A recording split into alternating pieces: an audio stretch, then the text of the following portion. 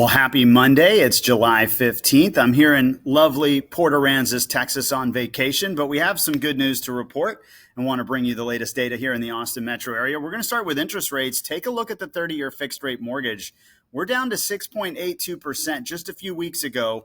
In fact, even part of last week, we were above 7%, and we've been over 7% since April 1st. Now, we've had some more inflation data come out that is much lower, including the CPI. And what's happening is we're finally seeing rates start to soften more and get under that 7% mark pretty noticeably. If you look at the 15-year or the FHA or the VA, we're down into the low sixes.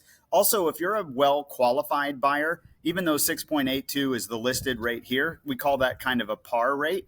Really, you should probably be getting somewhere in the mid sixes right now if you're well qualified. So we are seeing interest rates significantly come down. I want to bring you the chart here. This is looking at the full year. So January is on the left. The last time we had rates this low was February 1st. And since then, they went up, kind of balanced around 7. We got way over 7 in April.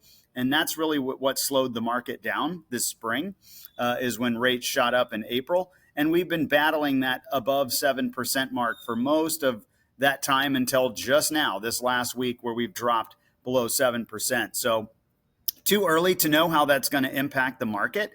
Typically, when we see rates get a little below 7%, it definitely helps buyers and should help buyers with a little more demand. But let's look at supply. We'll start with actually this one. This is original price versus sold price. We just talked about the interest rate. Where did we peak out on price this year? Right now, it's looking like April.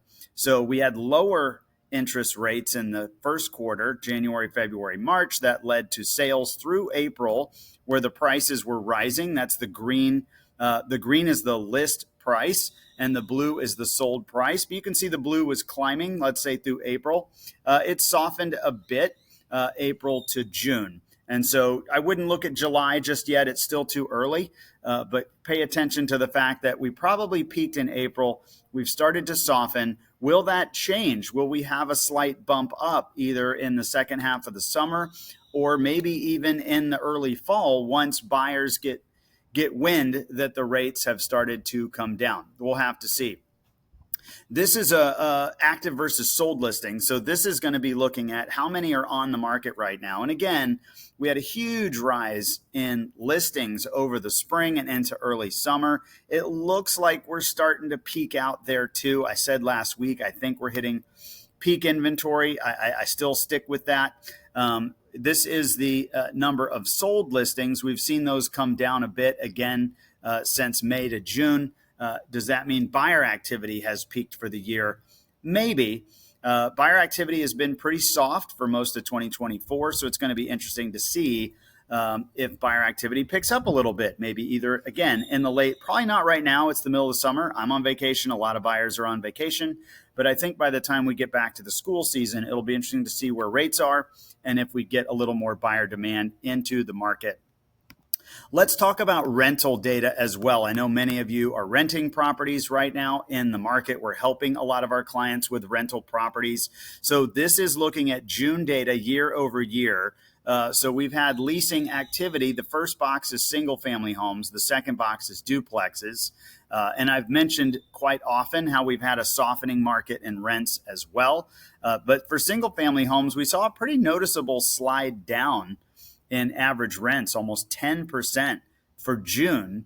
And I think that's because we just have a lot of supply right now in the market, number one. And number two, I think we're also seeing more of the lower end renting, meaning tenants now might be downsizing or down renting, moving from a higher rent and saving on their budget, maybe going to rent somewhere a little cheaper. So it's kind of a compounding effect.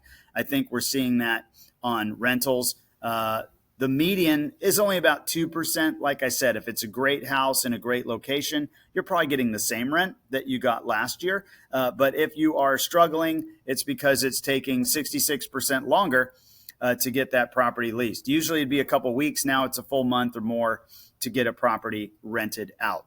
If we look at duplexes, leasing is up But listings have been down, and the sold price, again, is down about 3% on duplexes. Not quite as bad.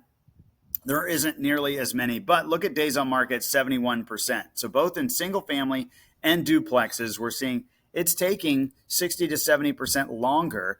Call it another 2 or 3 or 4 weeks to get that property leased out. And while you're waiting, more often than not, the owners are going to do at least one rent correction. So in other words, let's say you were trying to rent the house for $2,000 and it's taking a month and you need to get a tenant, you might lower that rent to $1,950 or $1,900.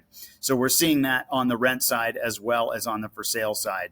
Let me see if I can open this chart for you. So this is going to give you a good reason why we saw kind of a stiffer decrease in rents in June. So this is looking at units leased versus new listings. And I got this data from Treaty Oak Property Management. Thank you, Treaty Oak. So we're looking at new listings. This is listings coming down through March. And so as listings get tighter, typically rents go up in the spring. And you can see that's what this trend line is right here. But look at this launch in listings, just like we did for sale. When you see for sale listings launch up like that, rents or rental units are typically going to follow because a lot of those sellers aren't selling. They also throw their house up for lease at the same time to try to get somebody to lease it out. So anyways, I hope that's helpful. But this huge increase in listings is probably adding to some of that decline in rents. Now, are we peaking out there too? I think so. So we're usually now on the late summer decline where we're starting to peak out. Inventory is going to start dropping off. Listings will start dropping off. The rental season only has a few months left. Typically, the strong rental season is through the summer, maybe into September, and then it really starts to slow down. So we're probably in those last few months of the rental season. If you are a seller right now, hey, you should be applauding lower interest rates because we need them.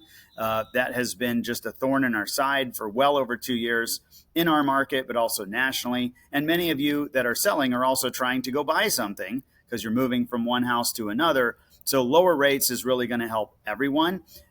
You still, though, have to compete with peak inventory right now. And so it is more important than ever to make sure that you not only price the house in relationship to the comps, you might actually need to be a little bit below the comps to make sure you're the most attractive thing on the market for buyers to buy right now. If you have any objections with your property, the goal is to try to resolve those objections for the buyer. If you're a buyer right now, hey, things are really shaping up for you. You have a lot of inventory in the market to look at, and now you've got lower interest rates coming your way. So this could be a kind of nice window to take advantage of a property before, if rates do continue to come down, before more buyers come and compete with you. So anyways, I hope this was helpful. Make sure to check out our YouTube channel at Ryan Kelly Group. You can click on that subscribe button and that'll help you keep track of these videos each and every week. And of course, if you know somebody looking to buy, sell, or invest in the Austin area, or maybe even Port Aransas, we'd love to chat with you. Anyways, I'm going to head to the beach in an hour, but hope you guys have a great week and we'll talk to you next Monday. Thanks.